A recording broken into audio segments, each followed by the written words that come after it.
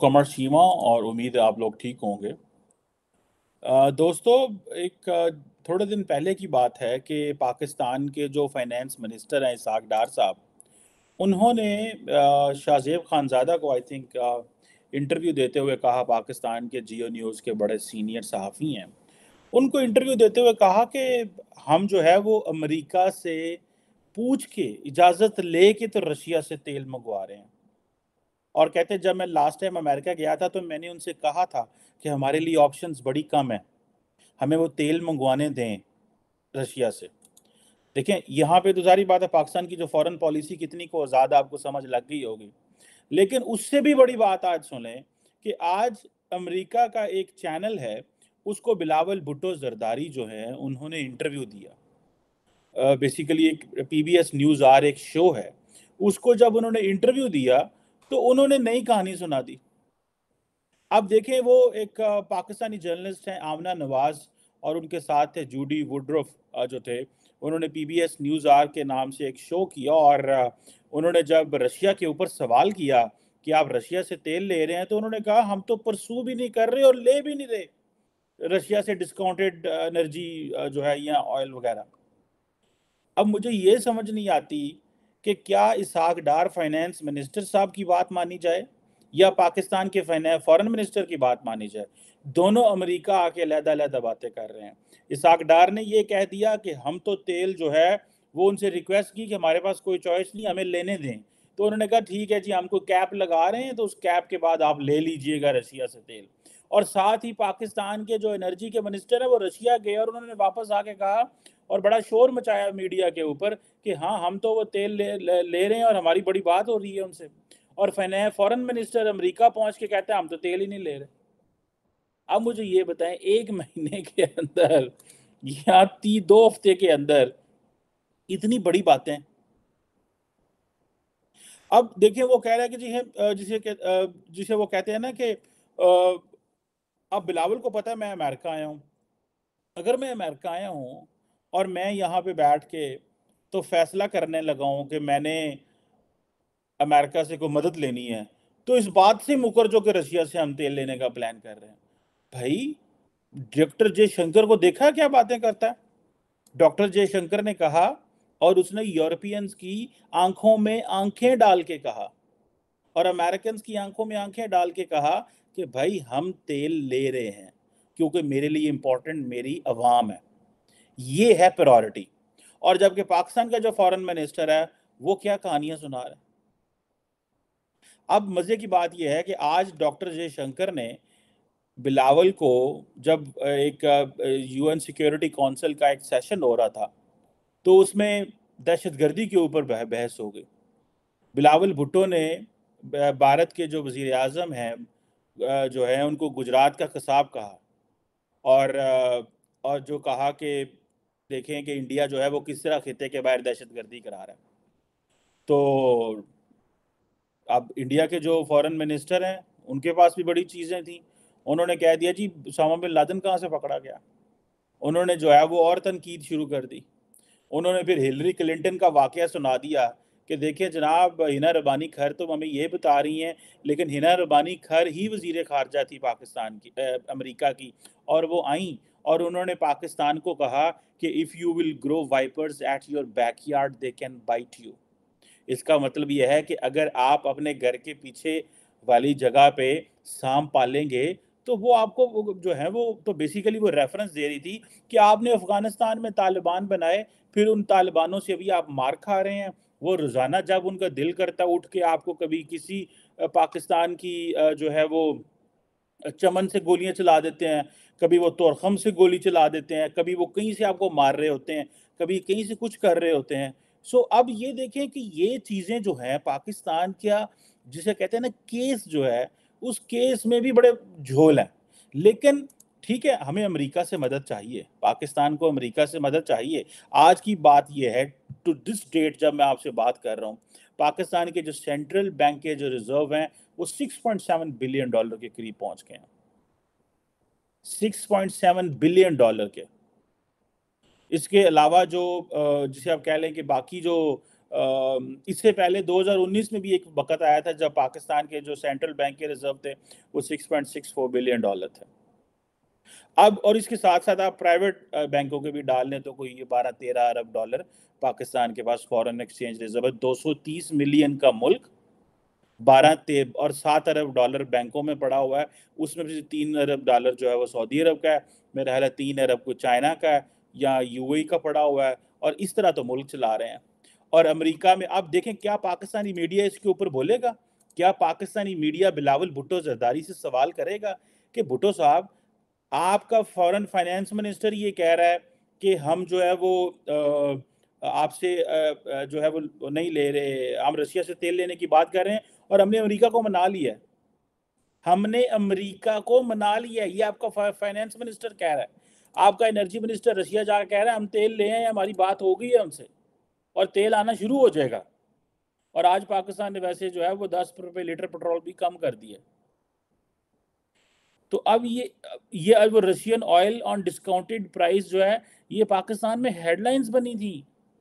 जो मुसद्दक मलिक साहब हैं, उन्होंने ये कह दिया जनाब हमारी मुलाकातें होगी, तय हो गया, ये हो गया, वो हो गया, बस समझो आया।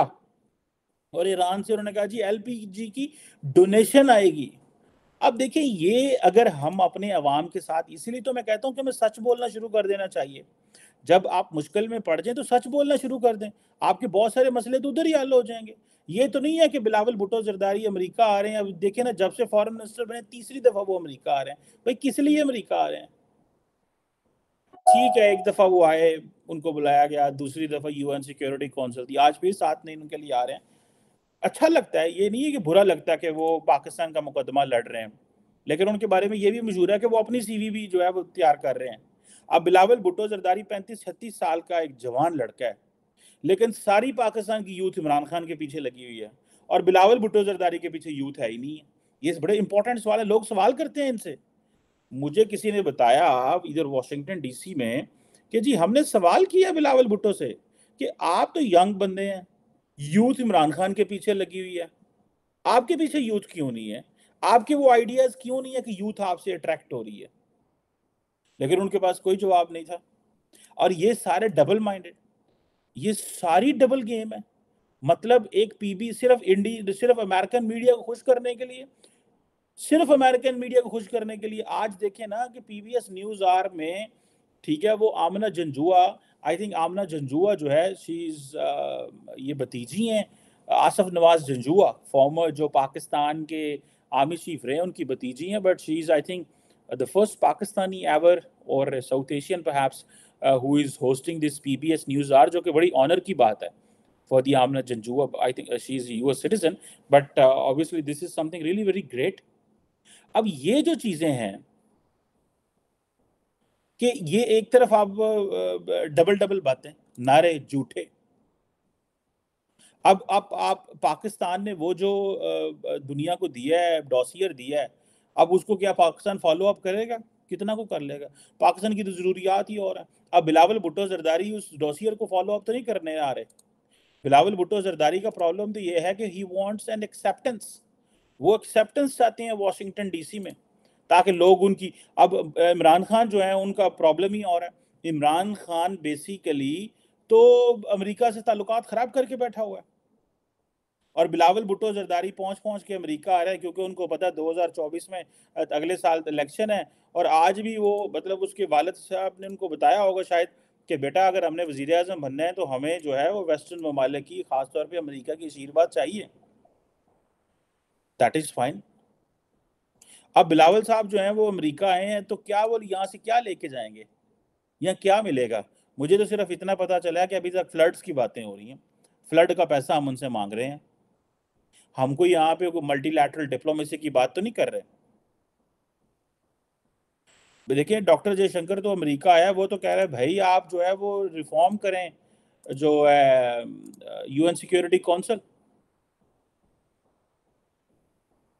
अब साथ ही उन्होंने बिलावल को भी जो है ना वो, आप देखिए डॉक्टर जयशंकर जो है वो ऑरेंज कलर की टाई लगा के हैं। बहुत सारे लोगों ने इंडिया में ये भी तबसरा किया है, सेफ्रॉन, ठीक है।